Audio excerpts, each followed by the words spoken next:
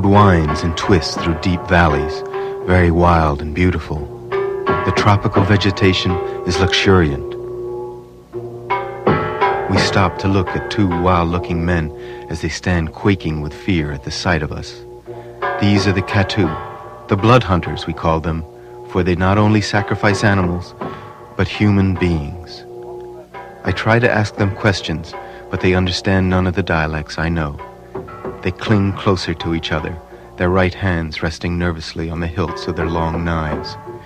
It is only agitating them to talk longer, so with a smile, I pat them on the back and go on. My grandfather wrote those words and took these pictures, and for years entertained me with stories of meeting exotic cultures. The missionary zeal to convert has long been controversial, but through the images he left behind, I've tried to imagine why missionaries set out to change the world.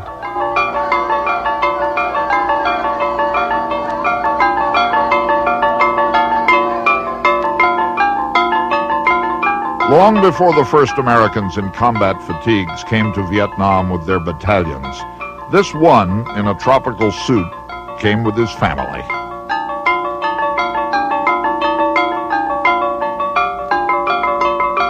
Many Americans gave their lives to this place, waging war.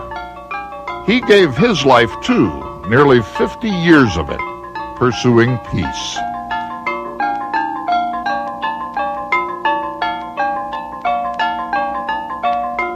W.Smith had a different dream for Indochina. What if his dream had been the one that came true?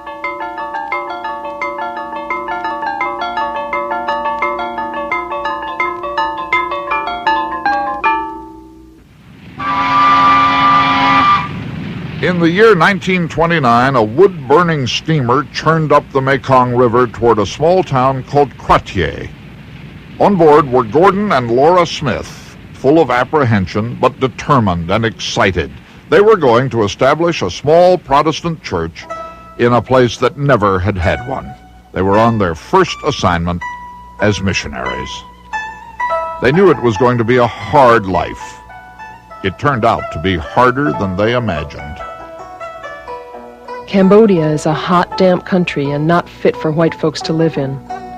So many different diseases have visited us that it's hard to recall them in order.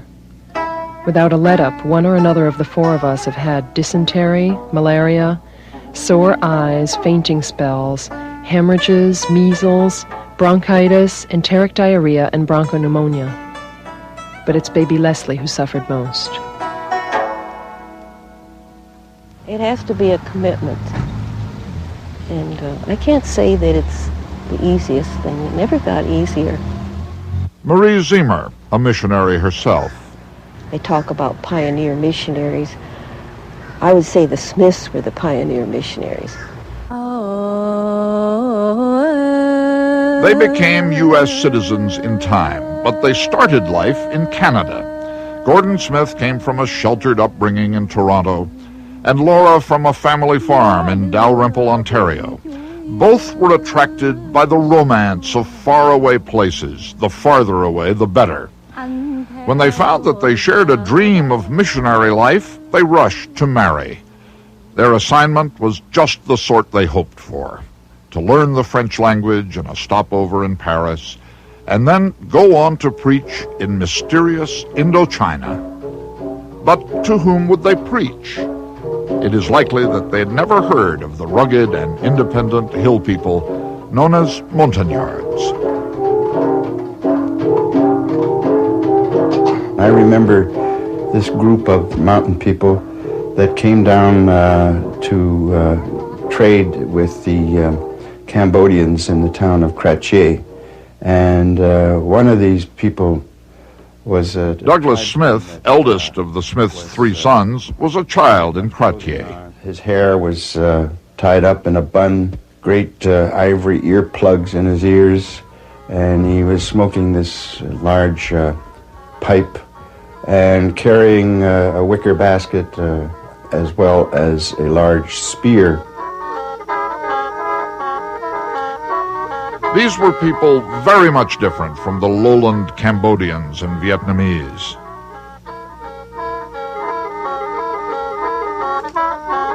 Physically, they look very different from the Vietnamese. This is a very important thing. Anthropologist Gerald Hickey, a friend of the Smiths, who has studied the Montagnards. Of course, they have a culture that the Vietnamese have never basically understood. The fact that they build their houses on piling, on stilts, sort of. The fact that they wear very little clothes because they're in a very hot climate. Very often, in the old days, the women never wore anything above the waist. And the Vietnamese always considered this very primitive. The Montagnards made Gordon Smith's heart beat faster. Here was a people unto itself, utterly untouched through all its history by any notion of Christianity. The Montagnards presented a pure challenge. Gordon Smith set himself to making friends among the tribesmen, then to devising the first grammars and dictionaries of their unwritten language, then to visiting their homes in the highlands. And there he ran into trouble with the French colonial overseers of Indochina.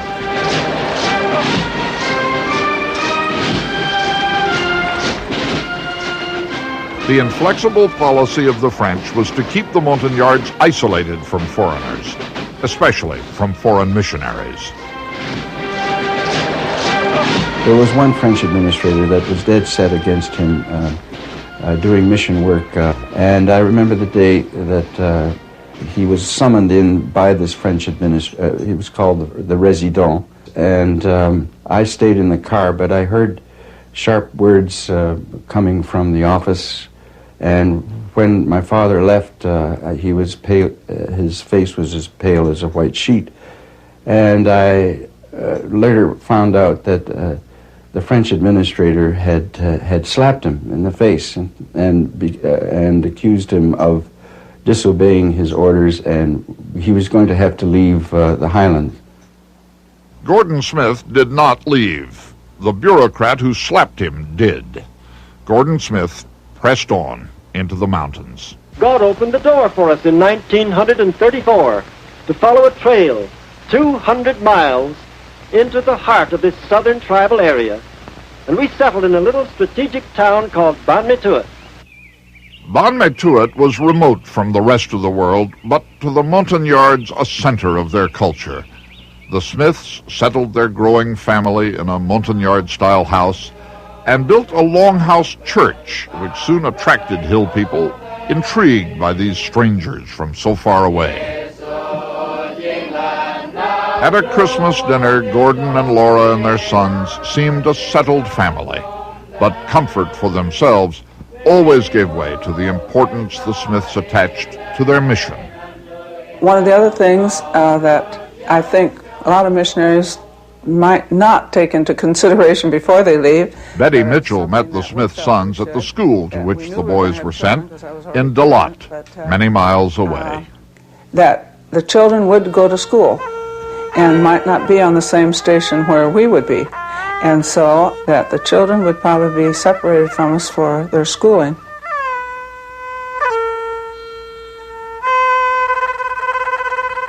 My darling boys, we've received your letters and we were hungry to read them. I miss you boys more now than I ever did. How are you getting along with your music now, Douglas? Leslie, sweet boy, don't you fight. Don't get your new good suit dirty on Sundays. Many hugs and kisses to my little man, Stanley. I hope you big boys are loving and kind to your little brother. Is he happy up there?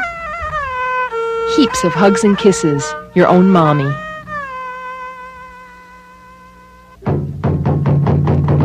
Lonely as their lives were sometimes, Gordon and Laura Smith might have lived in perfect peace with the Montagnards, if only the Montagnards had been able to live in peace themselves. But one band of Montagnards or another was constantly in revolt against the French colonialists. The French demanded unpaid laborers to build roads. These villagers refused and killed a soldier. Government troops approached the high bamboo walls of the village along a narrow path lined with poisoned stakes. The tension broke only when the village headman came out to negotiate and seeing that his people were outnumbered, surrendered some of his men to be road builders. Montagnard leader I Yukayun grew up near Ban Metuan. The French people did try to help us, but sometimes they didn't treat us well. When we worked on their plantations, they said very bad words to all Montagnard people. Sometimes they beat us. Sometimes they would pay us, but other times, especially for the building of their roads, they wouldn't pay. They would kick us and insult us. It was very bad.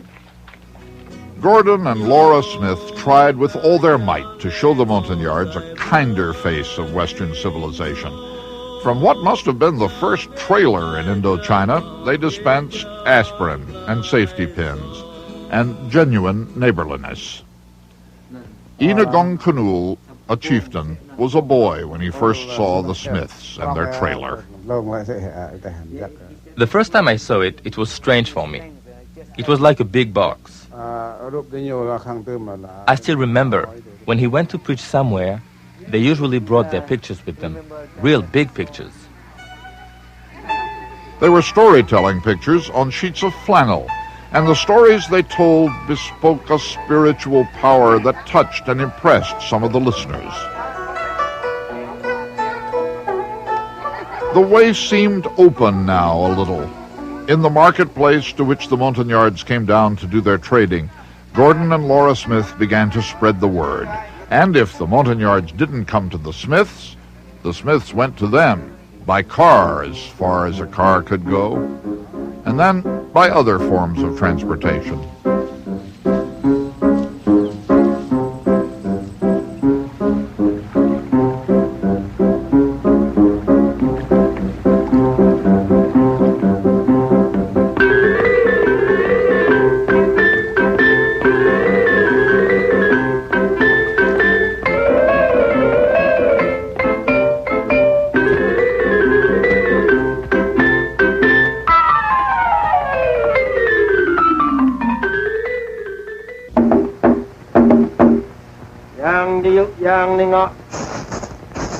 Gordon Smith made a film to be shown at fundraising functions back home. He played the role of a Montagnard elder. Laura Smith played the visiting missionary. Jacket Semlema? Huh? May I come up to visit with you? Well, it's up to you. See all these little black marks? They are the words of God talking to us from this book. Well, what do they say? Well, they tell us the true story of the chief of the skies. It was God who made all the heavens. It was God who made the sun, the moon, and the stars. God made all the world. And God made all mankind. You know God made you red-brown people here in the jungle, too. No, he didn't make us Rad-A people. We came out of a hole in the ground. You can go over and see it. It's called Bungadreng. We sacrifice buffalo over there every year. God, the great chief of the skies, sent his only son down to this earth, the Lord Jesus Christ, to die on that cross, a sacrifice once and for all. This is the only sacrifice God will accept. Tell him to chase the demons out of that old banyan tree out there. You think there is a demon in that magnificent banyan tree? There's another one down there in the whirlpool, too.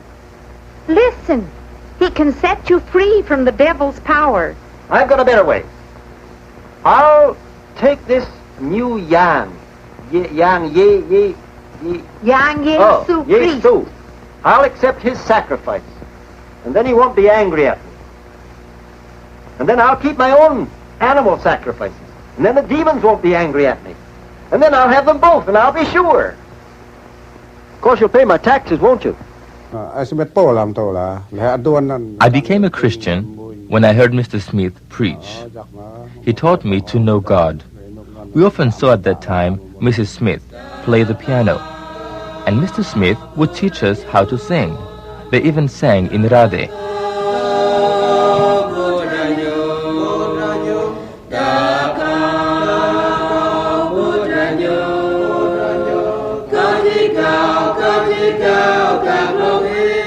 For centuries, the Montagnards had believed in the power of blood sacrifice to appease the gods. And so the Smiths' message of a God who made a great sacrifice for human beings struck a powerful chord in these mountains. But of course, the Smiths wanted to do much more than merely graft their religion to that of the Montagnards. They wanted to plant the seeds of the true faith and see it develop native roots and grow into a sturdy tree of Montagnard Christianity. Christians at Buon Tungju are giving their tithes of the rice harvest to the Lord. Look at it all. See their native preacher in the red sweater. He's going to have enough rice for a whole year. This is establishing the native church. Some newly converted that very day gave us their sacrificial bracelets. The bracelets were tokens of blood sacrifices the villagers had made. Those who gave up their bracelets gave up the past. The mountain tribal people were not Buddhists or Confucianists or ancestor worshippers. They're animists, spirit worshippers. Stanley Smith, Gordon and Laura's youngest son, later became a missionary himself. They believed that the blood of the animal, whether it's a chicken, a pig, or a water buffalo, must be offered to the spirits to bring good health, good luck, and good crops. The spirits must be appeased, and it is only accomplished by the shedding of blood. Oh, demons of the north, south, east, and west, demons big and little, demons of the trees, rocks, and whirlpools, come see the blood of this pig and chicken and give us good crops. Make the rains come. Don't let the monkeys, the civet cats, the deer, the wild boar, or the peacocks ravish our young sprouts.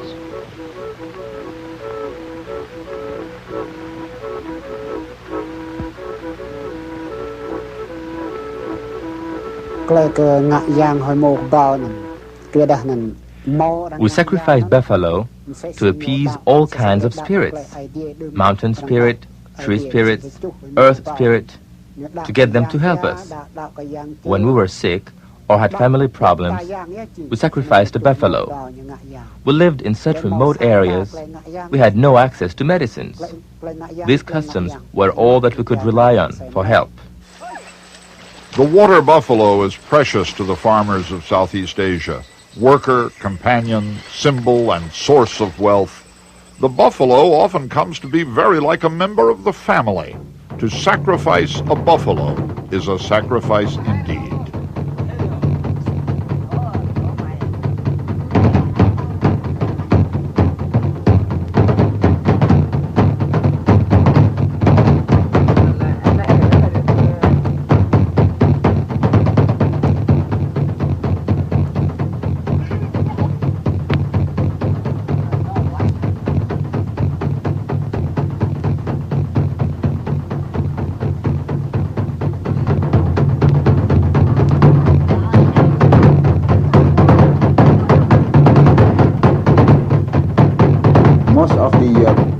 They come there, they'll say, oh, that is the able part of the whole thing. But for us, it's the culture. Pierre Cabrieux is a Montagnard who worked for the South Vietnamese Ministry of Ethnic Minorities. And if during the sacrifice, that's the only time that the children are allowed to use the gong. But if you don't do any sacrifice, you are not allowed to touch all of those things. It's taboo. And then the children never have a chance to learn their own culture and to learn their own tradition. Our tribespeople saw off their top front teeth. This hideous custom is one of the rites of passage into manhood and into womanhood. We are the first white people, to our knowledge, to ever see this secret operation. And of course it has never been photographed before. This little 10-year-old girl in a few minutes will undergo this cruel operation.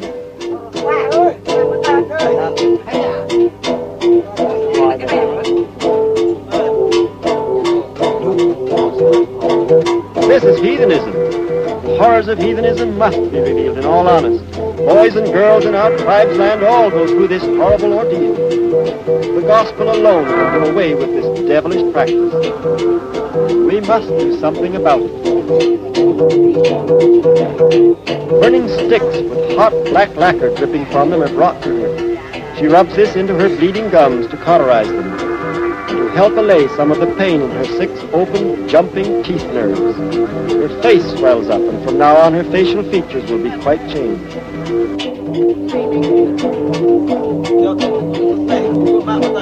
If you don't do that, then women won't like you. He's much more handsome when he do that rather than to keep all of his teeth. Of course, it's terrible. We look, it's terrible, but that's what that time, and it's a la mode. When I was a young boy, my parents tried to cut my teeth off, but fortunately, I didn't allow them to do it. My brothers did not cut their teeth off, but my sisters did. We weren't forced to abandon our old customs. We changed because we understood things would be better.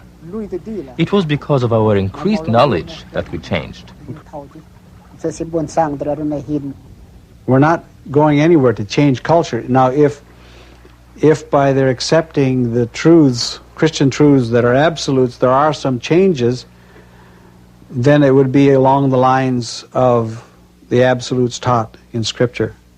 Not necessarily that the Westerner would come in and say, no, this is the way it should be done.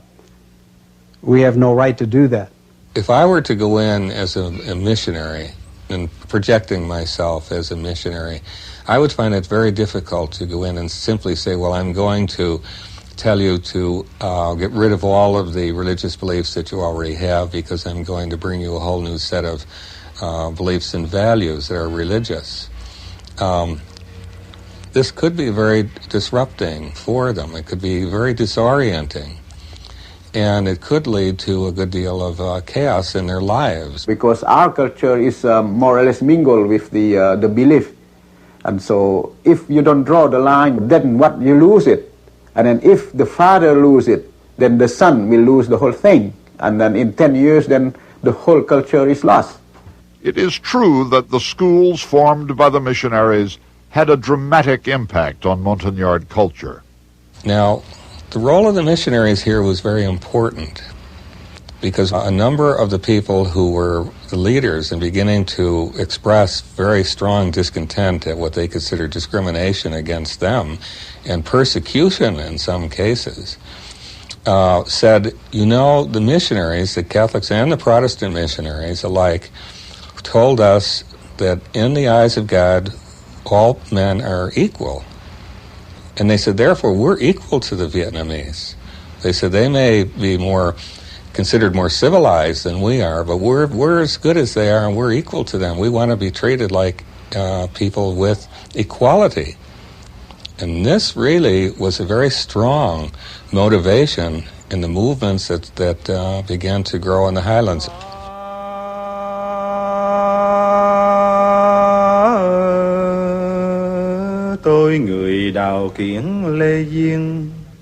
In 1941, Vietnamese and Montagnards, missionaries and French colonialists all found themselves overwhelmed by battalions of Japanese troops. Gordon Smith and his family were expelled from Vietnam. June of 1941, we joined our parents down in Saigon, and as we boarded the evacuation ship, it was the French liner, the Maréchal Joffre, we left Saigon Harbor and went down the river, and as we went down the river, we passed troop ship after troop ship, just loaded to the gunwales with troops. It was a huge military buildup.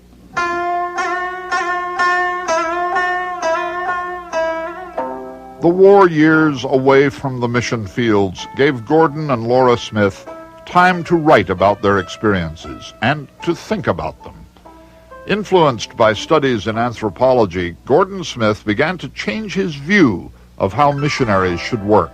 He decided his approach had been flawed by lack of understanding. He wrote this: The missionary among primitives, unless he has studied them scientifically, knows little about his people except in a theological sense. He approaches his people with his Western conception of things, not theirs, and he is bound to make blunders. He hates their gods and horrible practices. He is impatient with their superstitions. When I met him in the 50s, he already had this interest in anthropology and going in and learning about the cultures, and he had a strong feeling for culture. He'd always felt, he told me later on, that you simply couldn't concern yourself with just going in and bringing the word of the Bible and the Word of God to the people in a place like the Central Highlands, that they were faced with a lot of problems day to day, and so he felt that he had a responsibility to try and help them as much as he could. It was not until January 1947 that we were able to return to our jungles after the war. With us we had some necessary tools, a Dodge car and a Stinson plane. We found the land torn by internal strife and political chaos. The great country districts were still in the hands of the Viet Minh. This meant that travel was very difficult and dangerous. We found the plane indispensable in this time of war. The commerce of the country moved in long military convoys, and these were often attacked. Home at last. We were happy to be back among our brown-skinned jungle folk again.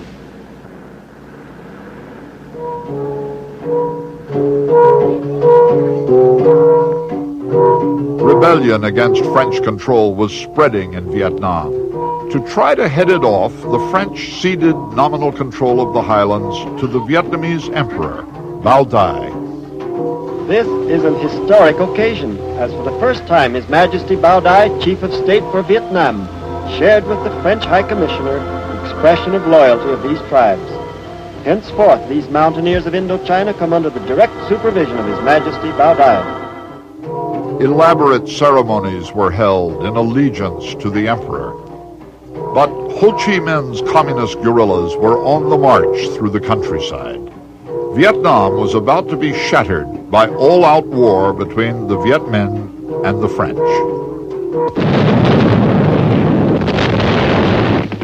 Gordon Smith, wishing only to minister to the Highlanders, managed to preserve his neutrality.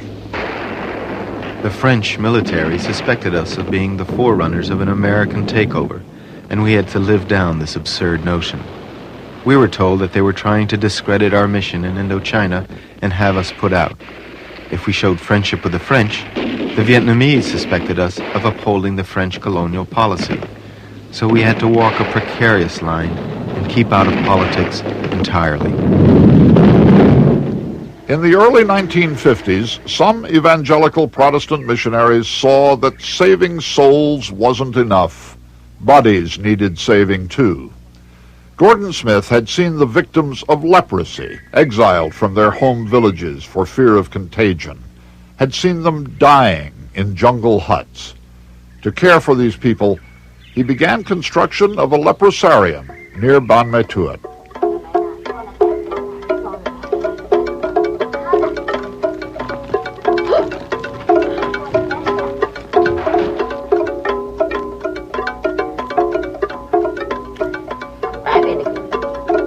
January the 2nd, 1951, the first group of ragged and dusty men, women, and children afflicted with leprosy arrived at the new leprosarium in the trailer reserved for them.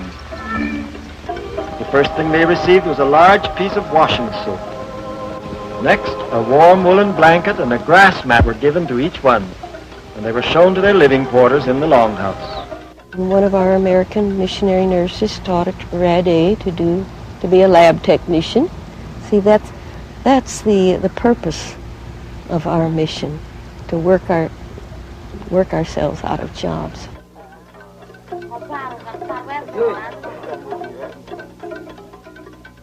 There's one room called the foot wash room.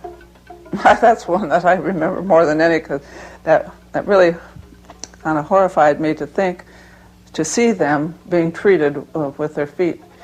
But because they'd bleed and or they cut these ulcers away and all. And you would think that they would really be in pain, but because they have leprosy, they don't have any pain. And they just sit there and talk to the nurses. They were taking care of their feet. Gordon Smith wanted the leprosarium to be self-sufficient. The patients dammed a stream and cleared fields so they could grow their own vegetables. The facility expanded quickly, but not quickly enough to take in all those who needed help. We give him a shirt and some soap to take back. We want to enter now, she says. We cannot walk back again all that way. We want to be healed. It breaks our hearts to have to send them away. In 1954, the wind of change blew through the highlands yet again. The French, defeated at Dien Bien Phu, departed.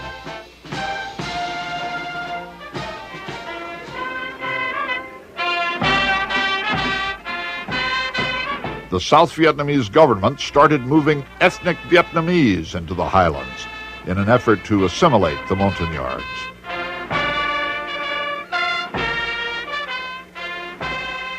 What we were seeing at that time was the threat, the way the Montagnards perceived a threat to their cultural identity by the policies of the South Vietnamese government. And they really were feeling very threatened.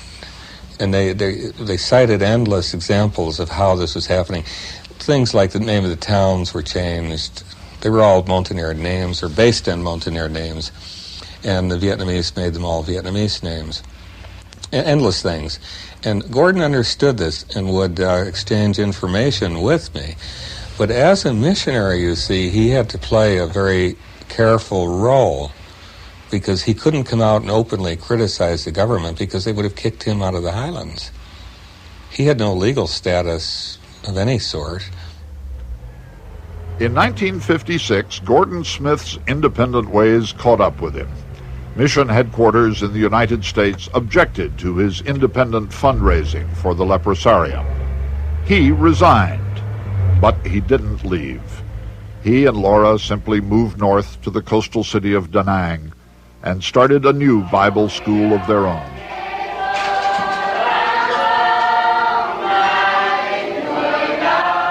Gordon Smith lived on the coast now, but still his heart was in the highlands, the Montagnard regions where few Westerners had ever set foot.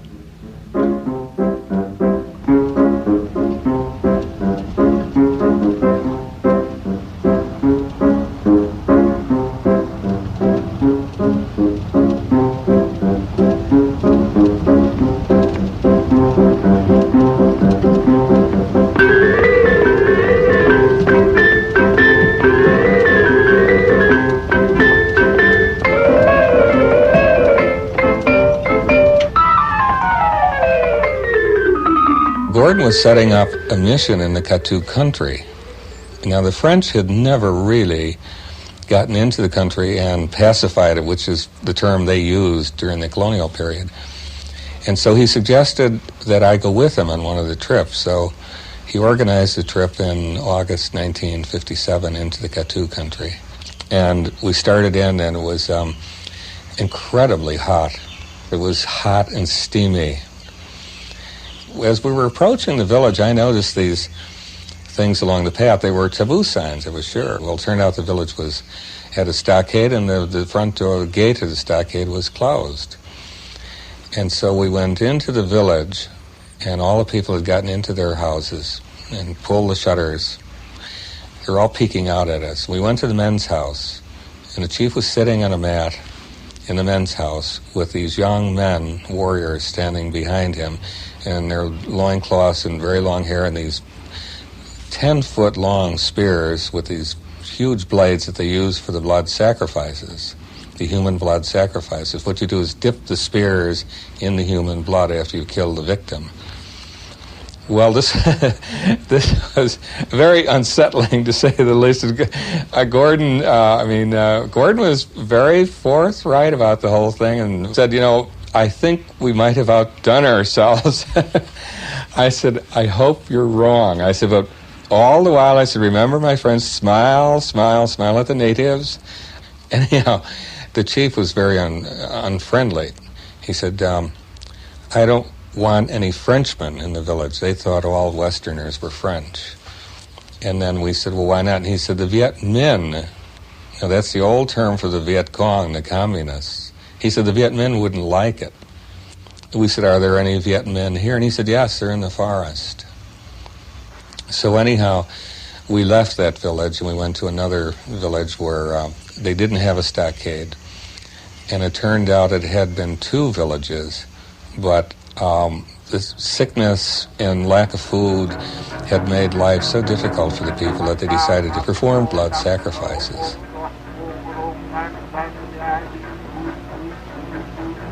And Gordon explained to him that he had a boat coming up the river with some rice, a larger boat, and a nurse was on board the boat. We couldn't explain what a nurse was because they had no idea what a nurse was. In fact, they had never seen clothes like we were wearing. They'd never seen watches. They'd never seen cameras.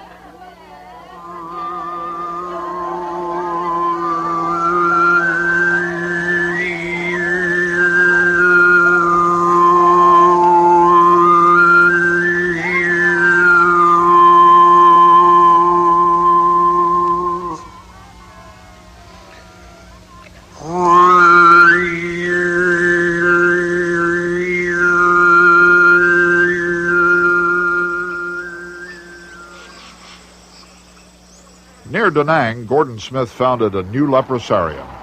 American GIs were coming into Vietnam now, trying to make friends in the countryside. He welcomed them, and they pitched in to help construct the new building. Gordon wanted the leprosarium to be not just an institution. He wanted it to be a place where the people were going to be very happy and, develop a good outlook on life and not feel threatened. And then he wanted to make sure that the buildings were all placed well, so they were all going to be kind of pleasant and kind of very nice. It's like planning a resort in a way, a very posh resort. It was a lovely dream. But in 1962, the Vietnam War intruded violently into the missionary lives. Betty Mitchell's husband, Archie, was kidnapped from the leprosarium in Ban Me Tuot. You could hear their boots on the ground, and they were yelling, village people, get out, come on out, come on out. And we didn't have time to get out, really.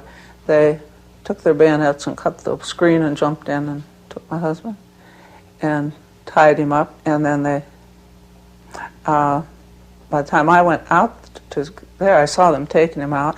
The children came in to me, and then they came in to get me too, and took me out and started to tie me. They'd already tied him behind his back, with his arms behind his back. And then he said, and they started leading him away. And then they said to him, he said to them, don't take her, let her stay with the children. And they started leading him away. Even though it's many years since, and I've never had direct contact with Archie, I still have hope. Now, one thing that the tribal people would say to us, you Americans are different than we are. This is our country. We live here, and if the war comes, we have to stay. But if it comes to you, you can leave. You don't have to stay. Well, I felt that I really learned a lot after my husband was captured by the communists, and I didn't leave because I knew God didn't want me to leave. I was to stay there to be with them and to help them, and this sort of opened the door. They sort of took me in then that I was part of them, because I had suffered like some of them had suffered, like many of them had suffered. The war was getting worse and more violent, and more mountaineers were going as refugees, leaving their villages, abandoning the villages, flooding into other villages, into the forest.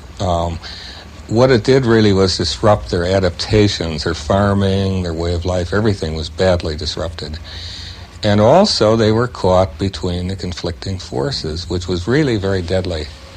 The American-South Vietnamese bombing, the use of herbicides, some of the groups were badly affected by that.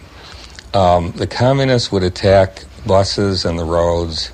Then they started attacking villages at night, and a great many people died. Montagnard villagers were evacuated to create free fire zones in which any person moving could be considered an enemy.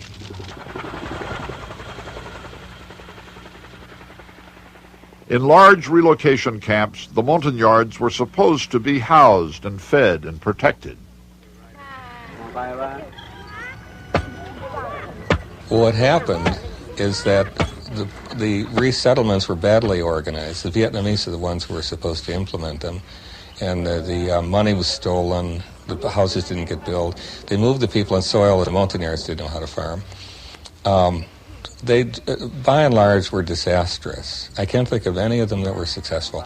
So the poor Montagnards would get fed up, and they'd pack up and move back to where they came from, in which case they were in the free fire zone.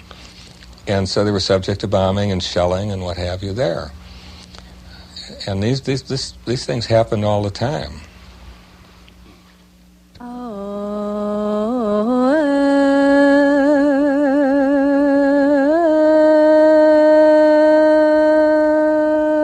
Before the war, every family has a small house with a stock of rice.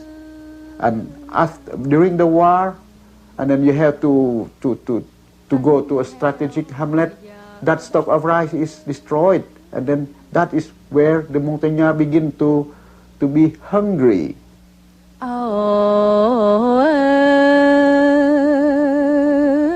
The missionaries tried to bring comfort to the Montagnard refugees. Gordon Smith's son, Stanley, opened a small church with his wife, Jenny, and started a school for refugee children.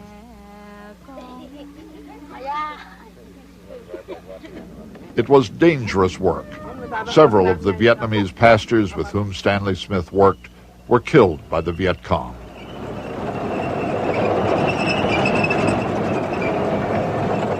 Of course, by now, thousands of people were dying in the war.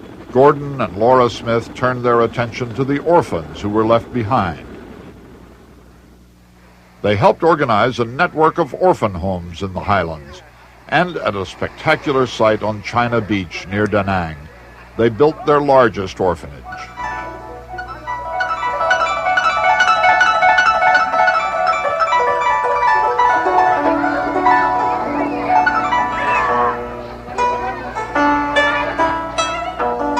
Nguyen Van Minh grew up in the Smith's orphanage on China Beach.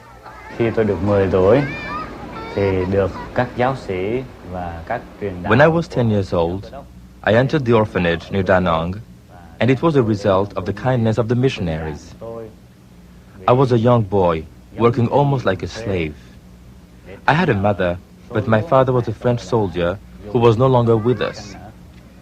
I was an orphan and was taken care of very kindly at the China Beach orphanage. My memories at the orphanage were very fine, especially because I sensed love, especially from Mrs. Laura Smith. And to put it shortly, it was just that we were treated well. It was a very good experience.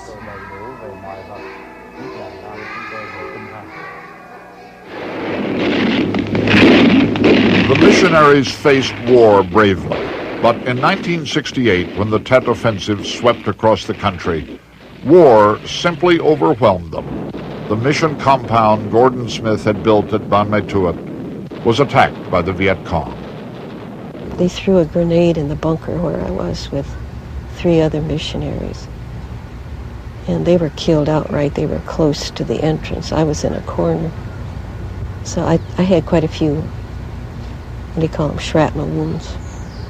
I thought I was dying, so I was forced to come out with a little tribes boy who had been injured too, and went across the road. And that's when I saw my husband. I saw him slumped over a clothesline. He was shot point blank, big cap. So I'm sure there was an instant of fear, but he had no pain. Bob Ziemer and 6 other missionaries were killed in the attack. Marie Ziemer recovered from her wounds. She left Vietnam and never returned.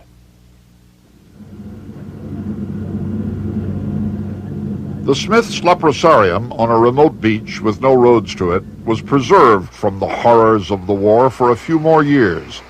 But on October 6, 1972, it was devastated by a sudden attack.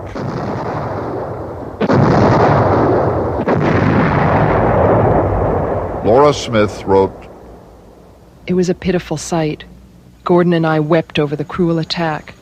On the grass, the wounded were lying on a few stretchers or bloody mattresses with blankets covering them. Most of them were poor patients already badly mutilated with their leprosy. But now, all of this suffering and misery was added." One woman was killed, several patients wounded, almost every building destroyed. The patients had no other place to go. They could only rebuild and stay there.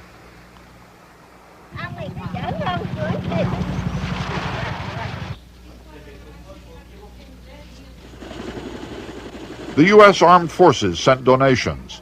Marine General Lewis Walt helped raise money to ferry wounded orphans to the United States for surgery. And then one day, Laura Smith was able to write, It's January 28th, 1973. All of a sudden, the guns are silent. It's eerie and uncertain. The nightly booming of artillery has ceased. The roaring of jets has dwindled to almost nothing. And the small arms fire around Da Nang has given way to an uneasy peace. The ceasefire is here. By now, the U.S. Armed Forces have all gone from Vietnam. We saw the Japanese and French leave years ago. We surely miss the many American officers and men who, through the past 10 years, have been good friends to our work and staunch supporters. Now their great sprawling camps and bases are filled with tens of thousands of refugees, and the huge Da Nang Air Base seems almost deserted. Gordon Smith had devoted 45 years of his life to the highland people of Vietnam. He felt they needed him now more than ever. But he was 72. He had a failing heart. In 1974, Gordon and Laura Smith abandoned their mission home and returned to the United States. Their son Stanley remained to carry on, but the ceasefire soon unraveled. Viet Cong and North Vietnamese troops began their final assault. The battle turned to a rout, and Stanley Smith, his wife and 4 children, barely managed to escape from Da Nang.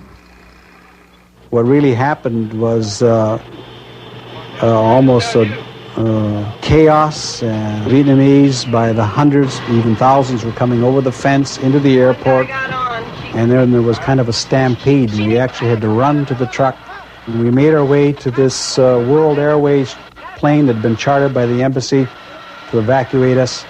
The engines were running, and it was a 727 Boeing. We were told to quickly get up on that plane, and as we went up the steps, the last person was up.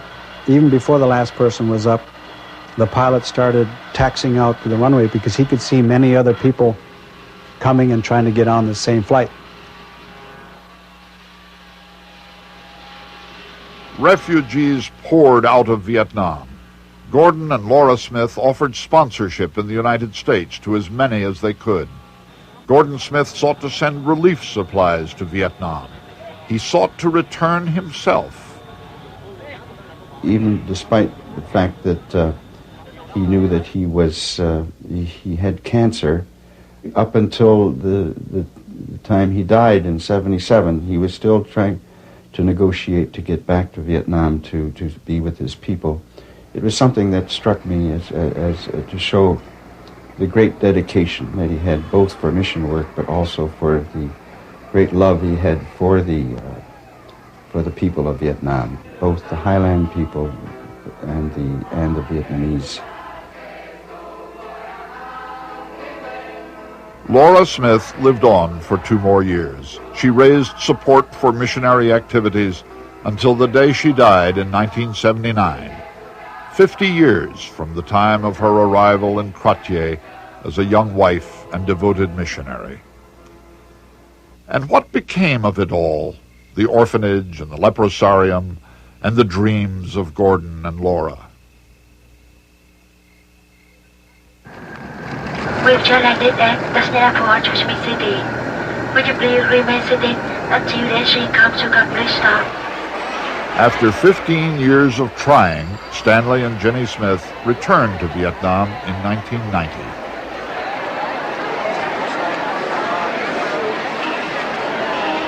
Jenny and I were real happy to be able to go back to see how we might be able to be re-involved. We also wanted to portray to our Vietnamese co-workers and friends that we had not forgotten them.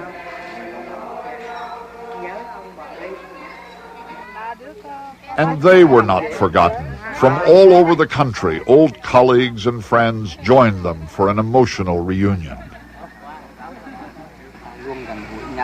Even though we're physically far apart, we are together in prayer. Dear Lord, thank you for taking care of us through difficult times. Life had been hard. There were stories to tell of death and imprisonment.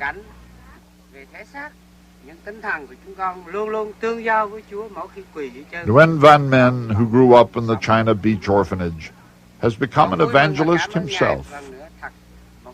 Tôi đã bị tù vì người ta khi vào Kon Tum.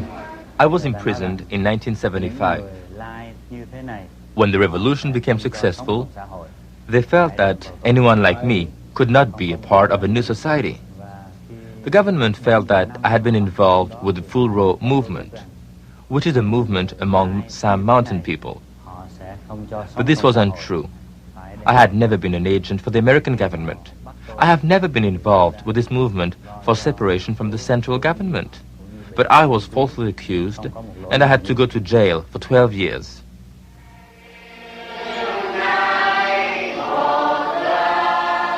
The churches founded by Gordon Smith are closely watched by the Hanoi government, but they are open and self-sufficient, and their congregations are growing.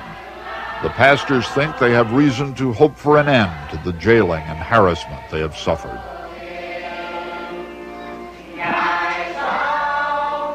Indigenous church is what we want. That's what our mission has always stood for. And I have real hopes for the church to continue to grow, both here and in Vietnam too, in spite of the problems. Under persecution, a lot of times the church is stronger, you know that. And the leprosarium near Da Nang, into which Gordon Smith poured so much of his life and energy, it is still there. Stanley Smith was not allowed to visit it, but he was able to see it from a distance. It looked like the buildings, for the most part, were intact.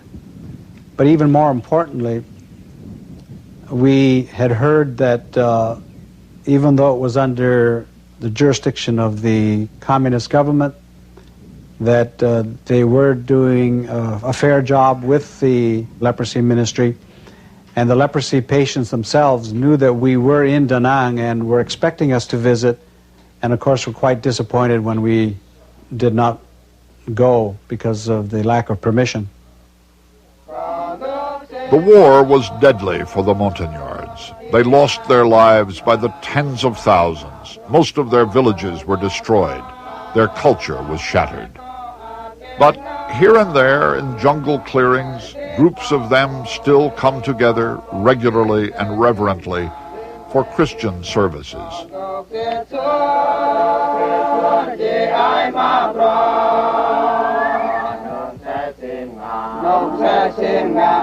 The seed Gordon Smith planted in these remote places remains stubbornly alive and growing.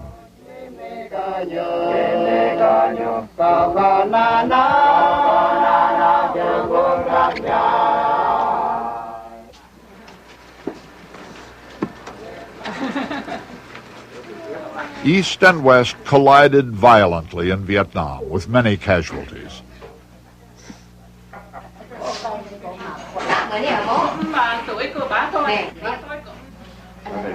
But those who remember Gordon and Laura Smith remember that East and West did not always collide. Once they touched.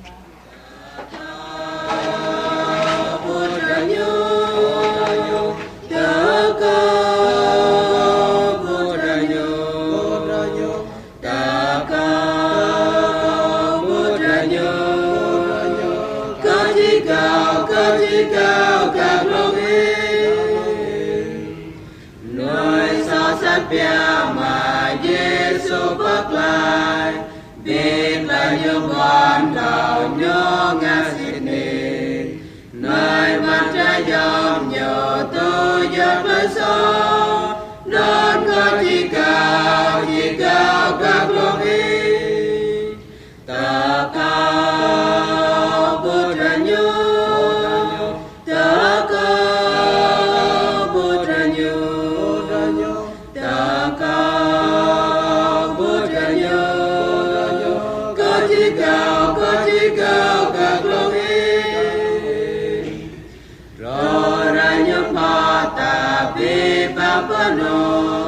Riêng cho tốt lại vì tôi ham vào nhiều gạo mà trả thọc lại thọc vào nơi con đón có chỉ cao các luồng ý ta cao bố trời nhớ ta cao bố trời nhớ ta cao bố trời nhớ có chỉ cao các luồng ý